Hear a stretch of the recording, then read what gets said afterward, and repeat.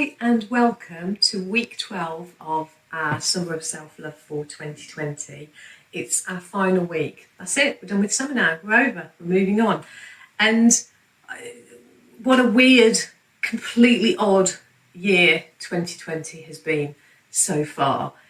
I just have to acknowledge the fact that everything is all over the place, and I know that people's headspace is all over the place at the moment. So I hope that you've managed to dip in and do one or two of the things, because if you want to feel good about yourself, you have to take action.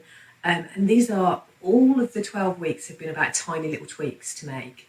There's nothing difficult about any of it. And I just want to end with talking a little bit about language, because if you've watched any of the Summer of Self-Love videos, I am really conscious that the language that we use to talk to ourselves has a really strong effect.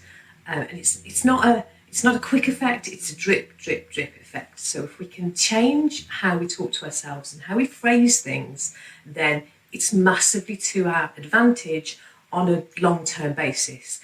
These aren't quick fixes, okay? I know everybody just wants to kind of be able to wake up tomorrow feeling amazing about themselves. You have to take action, you have to do things, and you have to keep doing the things. It's really frustrating.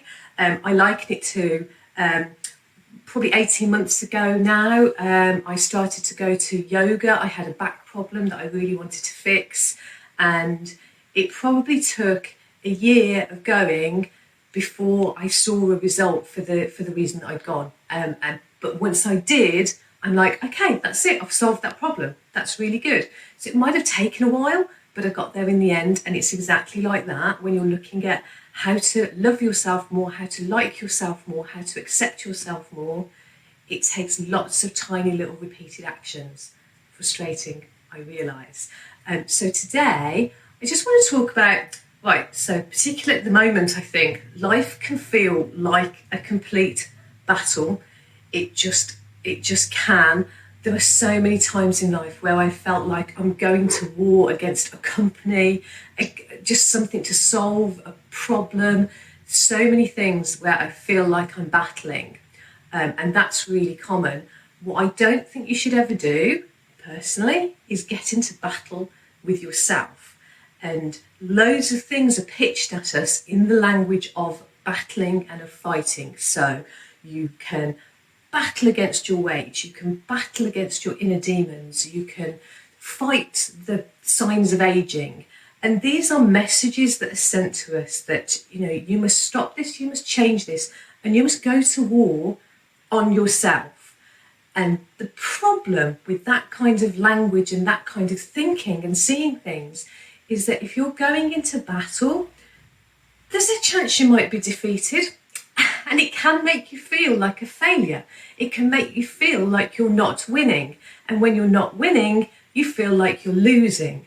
So if you're in battle, particularly with yourself, it can be a really damaging position to put yourself into.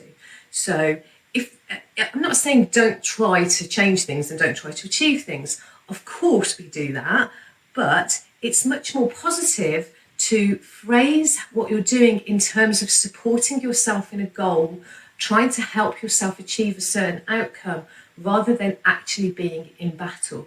If you're in battle, it invites in the language of negativity, and that's never good, to invite more negativity into your mind against yourself, okay?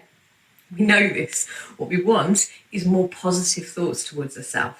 So if you're, rather than being in battle, if you are supporting yourself in a goal, and it's, most things take a while to achieve, then if there's a misstep along the way, you're going to forgive yourself, because that's what you do when you're being supportive. You're not going to feel like you're losing. You're not going to feel defeated in what you're trying to achieve. You're going to feel like, okay, so something went wrong, I'm going to carry on with that.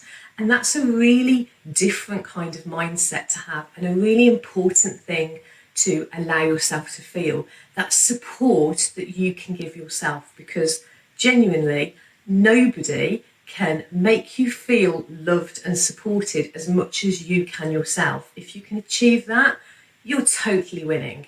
So that's kind of it for our Summer of Self-Love this year.